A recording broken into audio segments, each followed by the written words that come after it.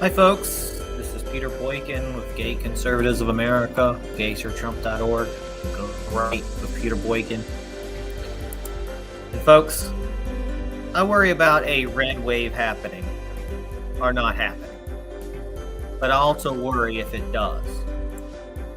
Too many of the Republicans I have encountered in North Carolina and other places say they support Donald Trump, but they do not support the inclusiveness that Trump wants in the Republican Party. The nasty generalization of all gay people, for one, has really infuriated me. While I have seen people in groups that, when Trump was in office, supported Gays for Trump, Log Cabin Republicans, Scott Pressler, Brandon Straka, myself, Peter Boykin, Ricky Rebel, Marilyn Bailey, and many others, now it seems that many have flipped the strip to talk trash about us all, even as far as saying they don't think we even belong in the GOP. Sadly, I think as a party, we Republicans have gone backwards. I now know why so many people are jumping ship and become unaffiliated in North Carolina and other states, as they're tired of it all. I, for one, I don't blame them. They have good reasons. These new unaffiliated voters are true supporters of liberty and an inclusive, quote, we the people government. These unaffiliated voters and many true Trump-minded Republicans, they're also gay-friendly, are growing in numbers. As more of the LGBTQ feel safe to come out and more right-leaning people suddenly have kids and other family members that identify as part of the gay community, many, though, are also right-wing gays and are good, productive, liberty-minded citizens. Although this is the case, we have a growing problem within the Republican Party. Too many Trump supporters now see this growing problem, and these people hear the general attacks from those in the Republican Party, including our homophobic, heterosexual, supremacist North Carolina Lieutenant Governor and my former, quote, friend.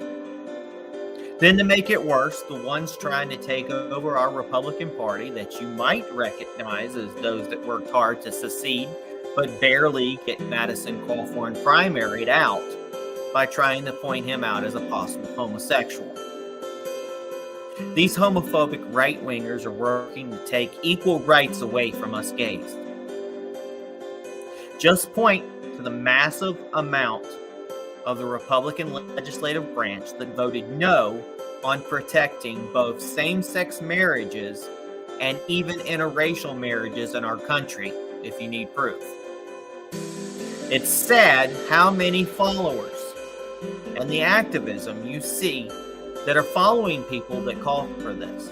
Rap stars like Bryson Gray come to mind, and many e-celebrities and personalities have grown in their hatred of gays and spend their time trashing gay conservatives. Worse is that many of these are the people that want to round gays up, criminalize us, lock us up, put us in concentration camps, or even have us killed or worse. No one is really calling them out for saying it quite openly. I know the excuse most people make to find some reasoning is this is the, quote, leftist gays are so bad in what they do, protecting pedophiles and promoting the indoctrination of kids at toddler ages. Got us in this way. But that's bullshit, and let me tell you why. The rise of right-wingers who are gays for Trump has grown over the last 7 years. Many right-wing people follow us, but yet our own conservative press won't cover what we do because they are as bad as our left-wing press. Frankly, we don't fit the narrative. It's why they wouldn't ever put me, Peter Boykin, on the mainstream when I was more active. And if they did, it would have helped greatly with our cause. For example, the exposure that Brandon Straka received on Fox News and others helped grow hashtag walkaway 1,000 times over. Yet someone that works as hard as Scott Pressler hardly gets the press he deserves. I know I will never be a Democrat, but I am barely holding on to this title of Republican because I just don't like what I see. Trump is the glue that holds it all together. Meanwhile, people are trying to push for DeSantis, a proven, at least in my own personal opinion, bizarro Trump and not to be trusted. Bottom line, a red wave is not that good if it's electing people who don't want or see the world as Trump does.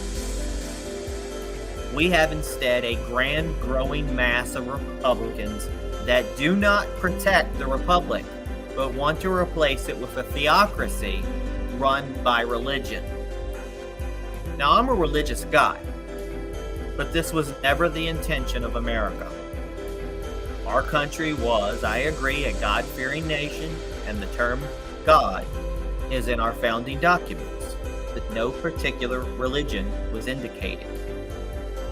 America's backstory and history of its founding started with the many that came from England, which church was too involved in its state affairs, and that led to the persecution of those not active in the church, quote, Church of England.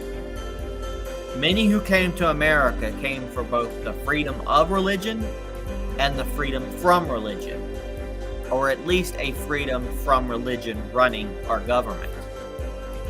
But as bad as people get, they are proving to not listen to history, but to turn America into the country we ran from. Sadly, I find myself fearing and much more now agreeing with some of the more level-headed left gays on their fears of some of the Republican Party. I, for one, am worried about a GOP without Trump and where the party is headed, which in my opinion is backwards. So where do you feel we are headed? Most importantly, what do you think we can do about this all? Will we be saved or crushed by a red wave in November? I know for sure, though, it has to be better than the blue sharks in the ocean that are ruining our country. Hashtag Gay Right News. Follow us on gayconservativesofamerica.com and gaysfortrump.org. This is Peter Boykin from hashtag Go Right. And may not speak for all, but I speak for many. Check out the article, Heal My Words, put on gaysfortrump.org, Gay Conservatives America, and in gorightnews.com. God bless everybody. Please share this.